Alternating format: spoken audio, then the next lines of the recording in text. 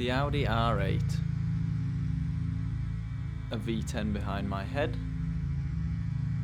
and a gated shifter in my hand.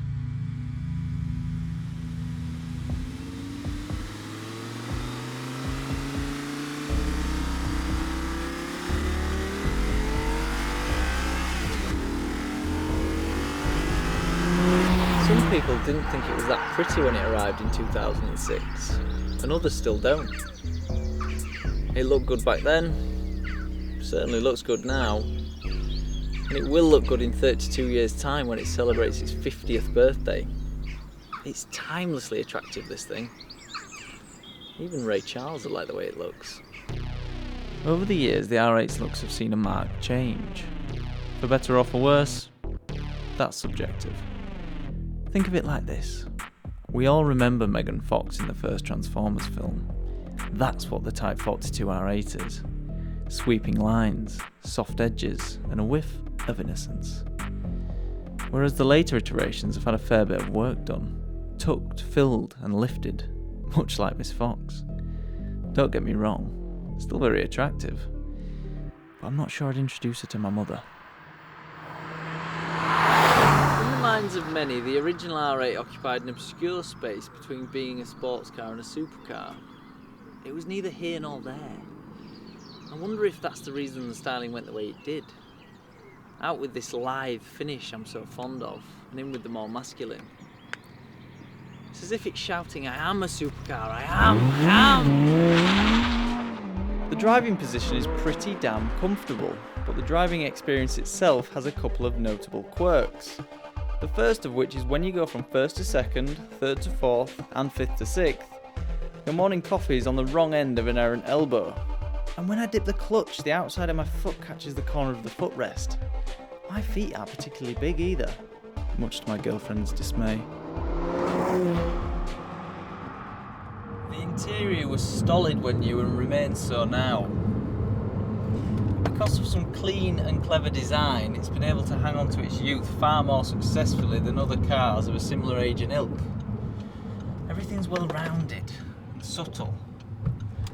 There's no conspicuous corners for your bag for life to become entangled on.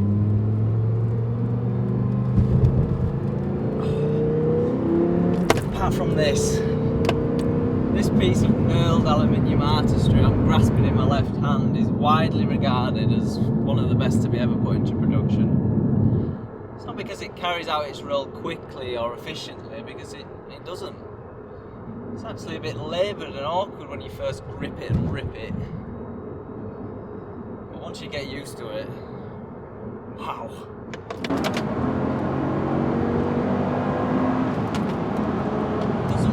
Matter if you're driving a V8 or a V10. The balance and composure of the car gives credence to any level of driver. Yes, the S-Tronic that replaced the rather wretched R-Tronic in 2014 was wicked. But notwithstanding that, it's no match for the manual. Very rarely do we see a single component propeller car from very good to all-time great.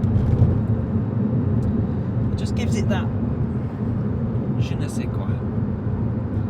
You're no longer dancing the waltz. You're in the middle of the Moulin Rouge. When I went online to find out how many V10 manuals remained, I was pleasantly surprised. There are more manual V10s left on the roads in the UK than there are automatics. I thought the V10 manual would be about as rare as a kind of dandelion and burdock.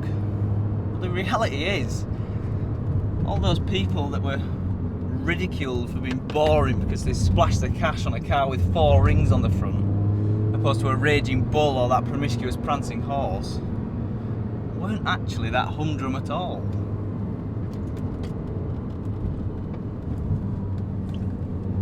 As we bid farewell to Audi's first and only bona fide attempt at a race car for the road, I think it's important to remember why we got the R8 in the first place.